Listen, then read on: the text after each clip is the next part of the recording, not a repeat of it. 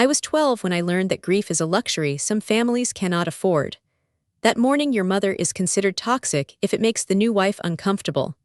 That a woman can build an empire on your broken heart, monetize your silence, and call it love, and the world will applaud her while you are locked in a room with strangers who charge by the hour to teach you how to stop feeling. My name is Naomi. I'm 31 years old. I work as a case manager at a support center for survivors of the so-called troubled teen industry, which is a polite way of saying that I spend my days helping kids who were kidnapped from their beds, dragged to the wilderness, and told that their depression was actually defiance. I have a desk with a dying succulent on it. I have a filing cabinet full of stories that would make your blood freeze. I have a therapist I see every Tuesday who specializes in something called complex trauma, which is just the clinical term for your family treated you like a problem and sold the solution.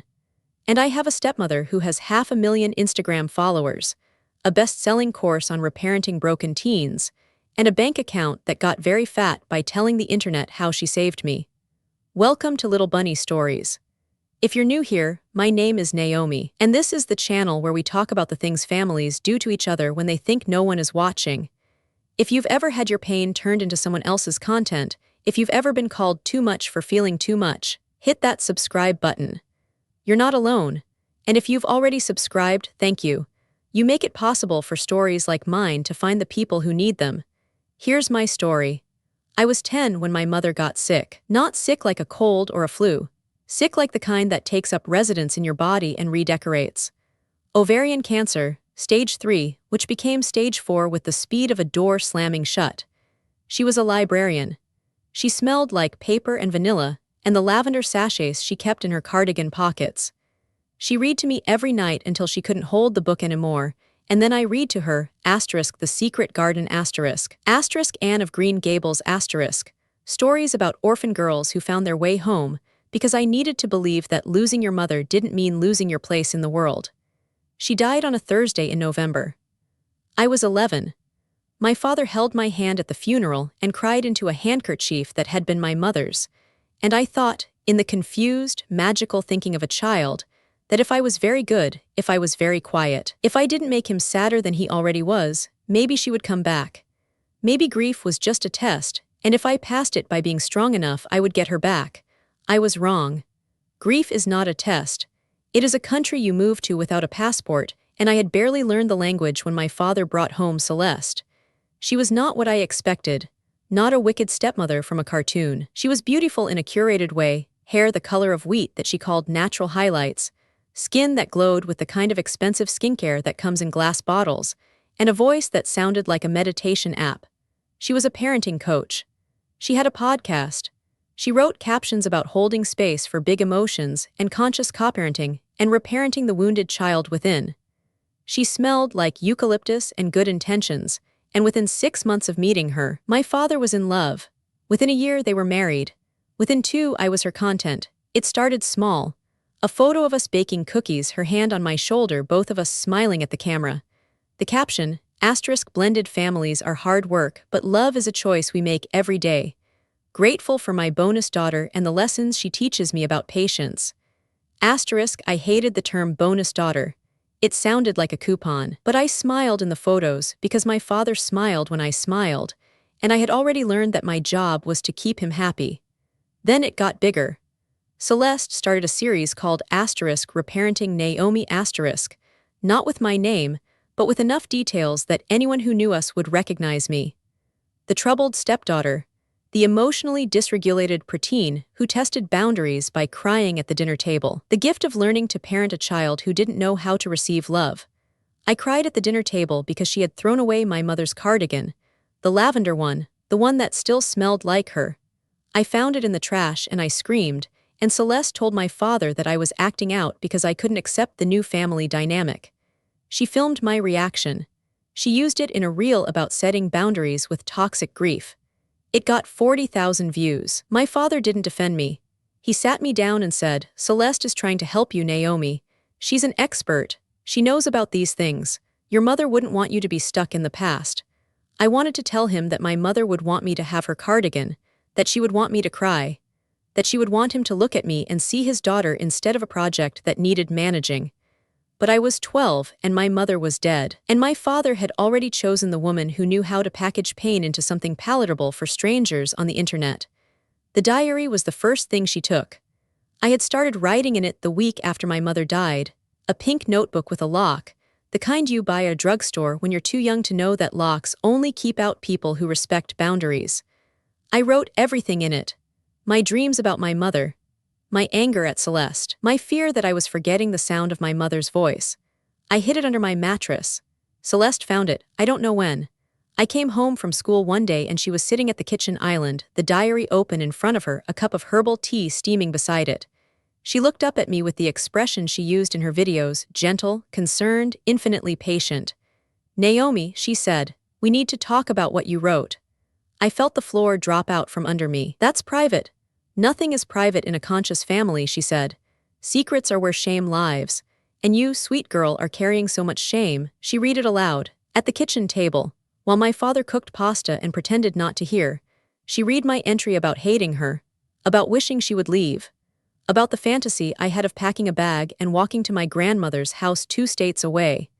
She read it with the cadence of a therapist, pausing to process my big feelings, translating my rage into clinical language that made it sound like a symptom instead of a response.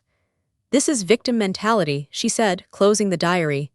"You're framing yourself as powerless, as abandoned. But you're not abandoned, Naomi. You're chosen. Your father chose to create a new family. I chose to love you. And you are choosing to stay stuck in a narrative that doesn't serve you." She kept the diary. She said she was holding it for me until I was ready to release the story that was keeping me small. I never got it back. I stopped writing. I stopped speaking mostly. I learned that my thoughts were dangerous, that my grief was toxic, that my love for my mother was a rejection of Celeste, and that rejection was abuse. I was 13 when she started going through my phone. Not secretly, openly, as a boundary. She would sit next to me on the couch and scroll through my texts with friends, my photos, my search history.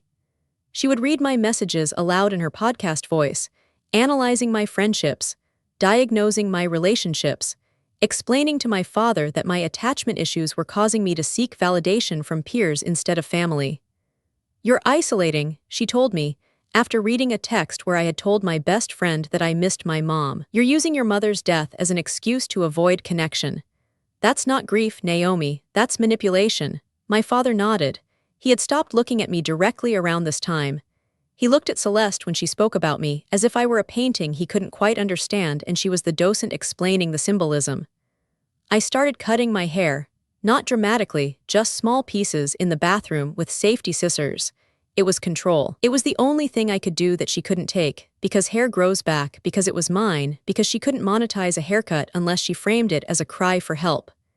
At 14, I stopped eating for 3 days. Not as a diet, I just forgot. I was tired. I was empty. I was a vessel that had been poured out and no one had noticed. I stayed in my room. I didn't go to school. I lay in bed and stared at the ceiling and tried to remember what my mother's voice sounded like when she said my name. Celeste called it a mental health crisis. She filmed my door closed with a "Do Not Disturb" sign I had drawn in marker and posted it with the caption, "Asterisk, when your teen shuts down, it's not about you. It's about the unprocessed trauma they're refusing to release. Sending love to all the stepparents navigating these stormy waters." Asterisk, she got 12,000 likes. I got a conversation. She and my father sat me down in the living room. The lighting was soft. She had set up her ring light in the corner just in case we want to document this breakthrough, she said. My father held my hand. He looked scared, but not of me. Of what Celeste had told him I was becoming. "Naomi," Celeste said, her voice honey and scalpels, "we love you, but we can't help you if you're not willing to be helped. Your father and I have been talking, and we think you need more intensive support than we can provide at home." I didn't understand. I thought she meant therapy, a hospital, something with doctors and white coats and a bed where I could sleep until I felt human again. "We found a program," my father said. He didn't look at me. "It's in Utah. They specialize in kids who are struggling, who need structure, who need to get away from the patterns that are keeping them stuck." "A therapeutic wilderness program," Celeste added. "They do amazing work. I've spoken with the director. They have a philosophy of tough love meets deep healing. I think it could be transformational for you, Naomi. I really do." I said no. I said I didn't want to go. I said I wanted to stay home to see my friends, to go to my mother's grave on the anniversary of her death, which was coming up in 2 weeks. I said please. I said I'm sorry. I said I'll be better. I'll eat. I'll smile, I'll be the bonus daughter. Just don't send me away. They didn't listen. They had already signed the papers. I was asleep when they came. It was 4 a.m. I woke to the sound of my door opening, not a knock, not a gentle entry, just the handle turning and 2 figures in the dark. They were large. They wore uniforms. They smelled like coffee and industrial detergent. Naomi, one of them said, a woman, flat voice. We're here to transport you to your program. Please get dressed. You have 5 minutes, I screamed. I screamed for my father. I screamed for Celeste. I screamed the way animals scream when they're caught in traps. My father appeared in the doorway. He was in his robe. He looked like he hadn't slept. He looked like he was watching a movie he didn't want to be in. Dad, I sobbed, please. Don't let them take me, please. I'm sorry. I'll be good. I'll be better, please. He stepped forward. For a moment, one bright, terrible moment, I thought he was going to pull me back. I thought he was going to tell them to leave, to hold me, to choose me over her. But he hugged me. Briefly, tightly. And he whispered, it's for your own good, baby. You'll thank us someday. Then he stepped back. He let them take my arms. He let them walk me down the stairs. He let them put me in a van with blacked-out windows while Celeste stood in the kitchen, filming the difficult but necessary moment of letting go for her Instagram stories. I watched the house disappear through the tinted glass. I watched my father stand on the porch, getting smaller and smaller, until he was just a shape, and then he was nothing at all. The program was not therapy. It was not healing.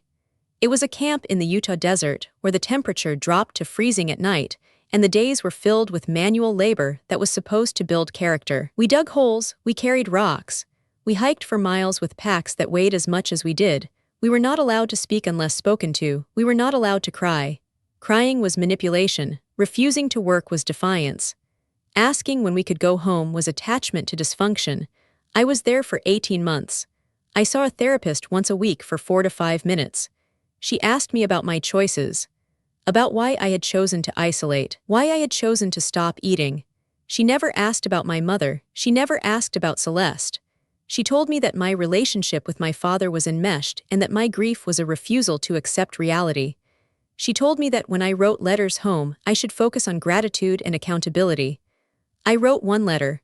I wrote it at night, under my blanket with a pen I had stolen from the office. I wrote to my father. I told him about the cold, about the blisters on my hands, about the girl who had tried to run away and been forced to sit in a circle while the other kids yelled at her for endangering the group.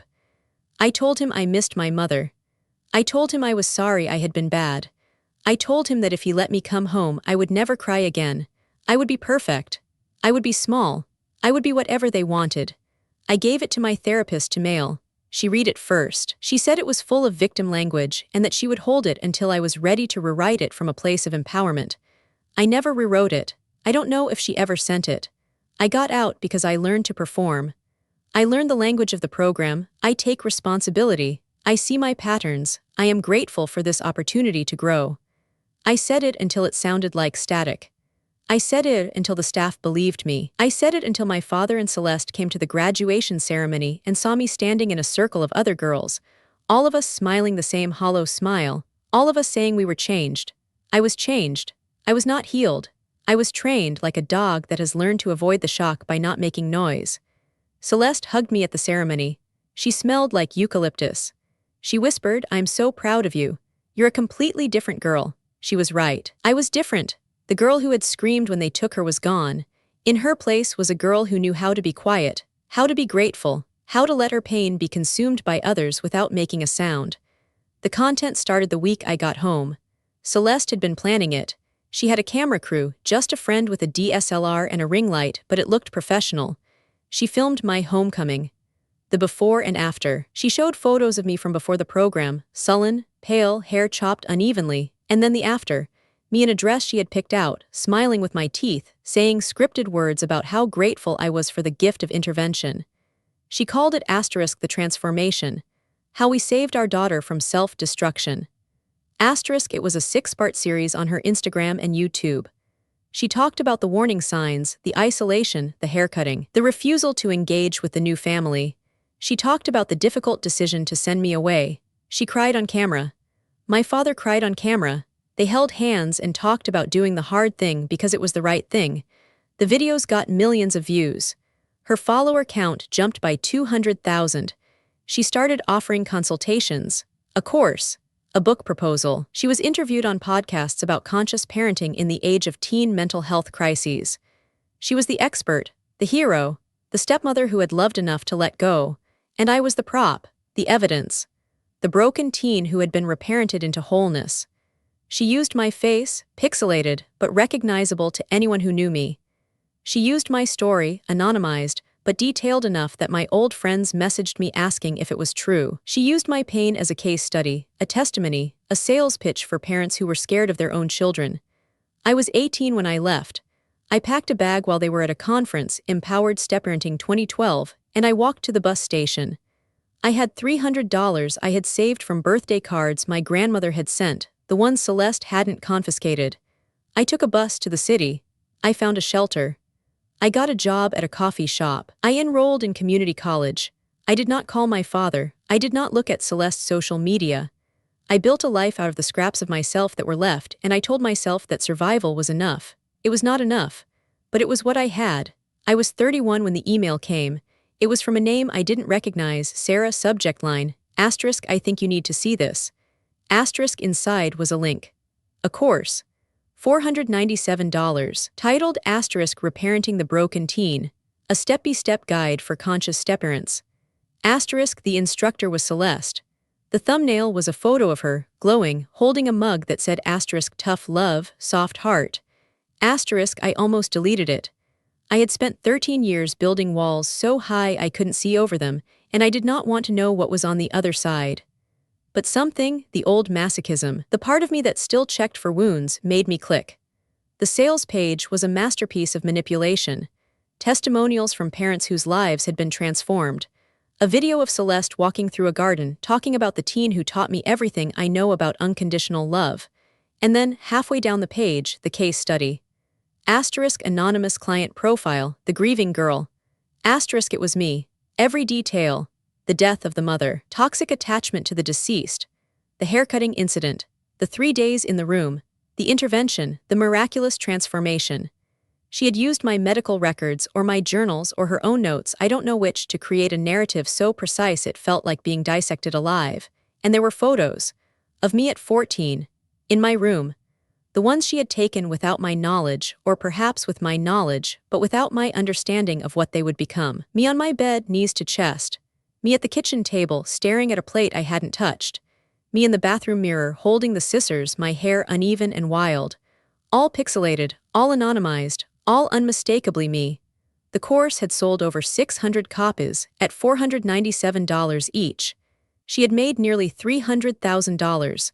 From my pain, from my mother's death. From the night they took me in the van and my father stepped back and let me go.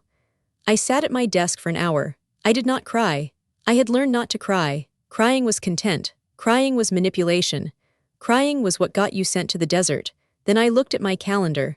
I looked at the flyer I had seen in my email, asterisk the Conscious Parent Summit, annual conference, keynote speaker, Celeste Marlowe. Asterisk I looked at the location. A hotel downtown, 20 minutes from my apartment. Next month. I bought a ticket, general admission, $150. I used my real name. I wanted her to see it on the registration list. I wanted her to know I was coming. The hotel was glass and marble and the kind of ambient music that makes you feel like you're in a spa being judged for your pores. The conference hall held 500 people, mostly women, mostly white, mostly wearing athleisure and expressions of exhausted hope. They were here to learn, to be better, to fix their families with the right combination of boundaries and affirmations. I sat in the back row. I wore a black turtleneck and glasses I didn't need. I had not been in the same room as Celeste in 13 years, and I was surprised by how small she looked. Not physically, she was still beautiful, still glowing, still moving with the practiced grace of someone who had monetized her every gesture, but small, like a doll, like a product. My father was in the front row. I saw him before she came on stage. He was 60 now, gray-haired, wearing a blazer that looked too formal for the room. He sat with his hands folded, watching the stage with the same expression he had worn at my graduation from the program, proud, distant, already rehearsing the story he would tell about this later. Celeste took the stage to applause. She was wearing cream, the color of innocence, of blank pages, of starting over. She smiled. She thanked everyone for being brave enough to do the work. She talked about her journey, about the difficult teen who had taught her that love sometimes looks like letting go, about the sacrifice of sending a child away so they could find themselves, about the miracle of watching a broken girl become a whole woman. She did not mention that the broken girl had not spoken to her in 13 years. She did not mention that the whole woman had been built on a scaffold of silence and survival. She did not mention the money. I sat through 2 hours. I listened to her talk about holding space and nervous system regulation and reparenting the inner child. I listened to the audience nod and take notes and post to Instagram. I listened to my father laugh at her jokes. Then it was time for questions. The microphone was at the front.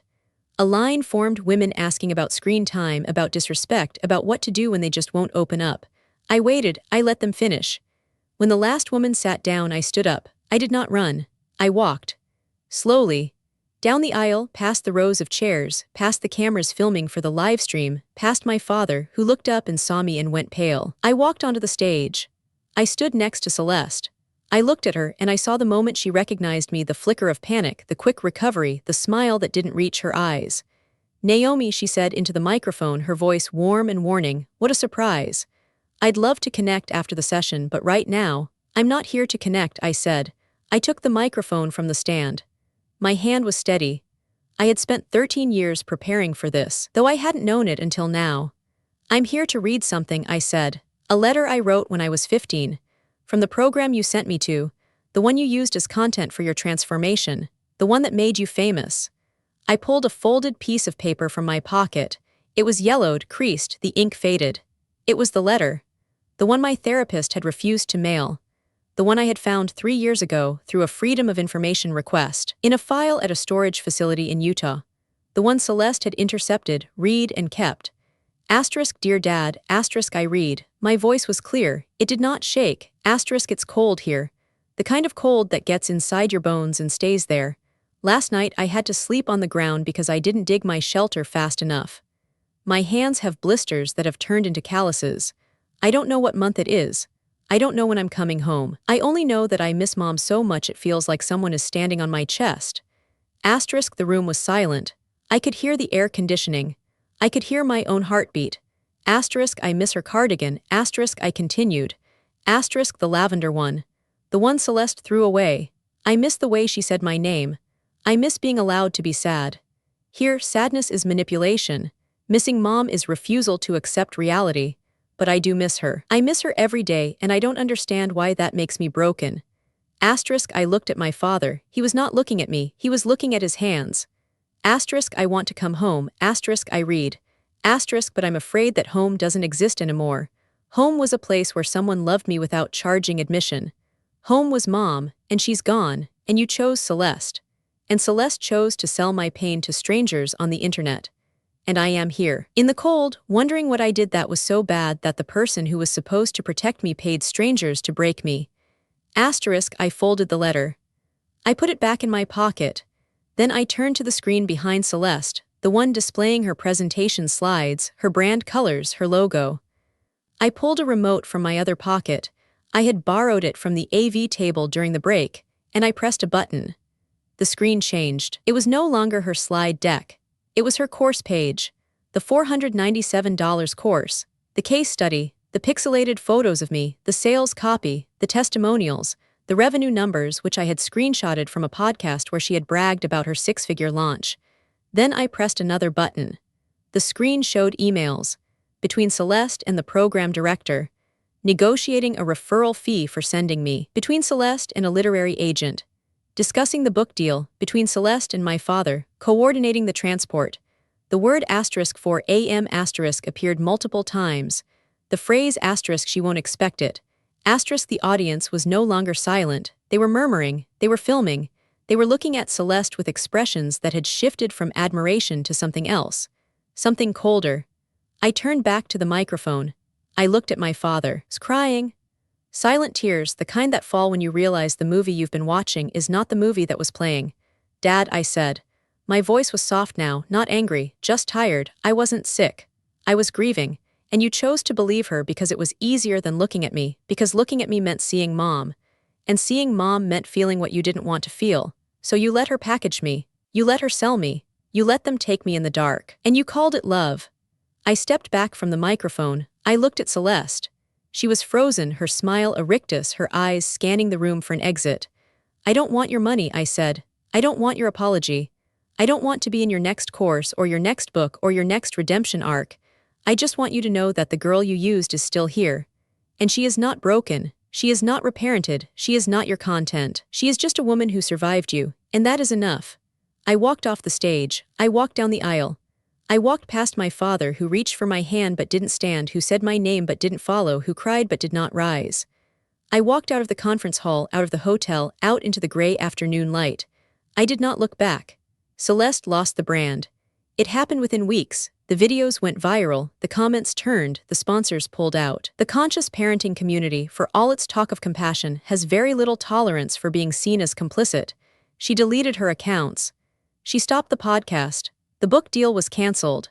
I heard she moved to a different state under a different name, though I didn't seek out the information. It found me the way the internet finds everything. My father sent letters. I didn't read the first 3. The 4th I opened. It was 3 pages of apology, of explanation, of asterisk I didn't know asterisk and asterisk I was grieving 2 asterisk and asterisk please let me make it right. Asterisk I wrote back 1 line, asterisk you knew enough to step back when they took me. That is the only truth that matters. Asterisk he stopped writing. I did not feel triumphant. I did not feel healed. I felt light. The way a house feels when you finally remove the furniture that was blocking the windows. Empty but bright. I kept working at the center. I kept my Tuesdays with my therapist. I kept my small apartment and my dying succulent and my filing cabinet full of stories. And one day a girl came in. She was 17. She had been out of a program for 3 months. She sat on my sage-colored couch and she pulled her knees to her chest and she said, "My stepmom said I was broken. She said I needed to be fixed." And I believed her. I still believe her. How do I stop? I looked at her. I saw myself. Not pixelated, not anonymized, just real, just here. You weren't broken, I said. You were grieving or scared or angry or all of those things at once, which is what being a teenager is. They told you that your feelings were the problem so they wouldn't have to look at what was actually wrong. But feelings are not defects. They are information. And the information you were receiving, that you were not safe, not seen, not protected, was correct. She cried then. I handed her the tissues. I let her cry. I did not film it. I did not take notes for a case study. I just sat with her in the quiet and I thought about my mother, about the lavender cardigan, about the way she said my name. And for the first time in 20 years, I said my own name in my head and did not hear it as an accusation. My name is Naomi. I'm 31 years old. I help children who have been told they are problems learn that they are people. I do this because I was a child who was told she was a problem, and because the only way I know to survive my own story is to make sure no one else has to survive it alone. If you've ever had your pain turned into someone else's product, if you've ever been sent away for the crime of feeling too much, if you've ever looked at the person who was supposed to save you and realized they were the ones selling tickets to your destruction, this one's for you. Your grief is not content. Your trauma is not a teaching moment. Your survival is not a transformation story for someone else's brand. You are not a case study. You are not a before and after. You are a person who lived through something that should not have happened, and your anger is not toxic. It is true. I'm Naomi. I'm 31. And I'll see you in the next story.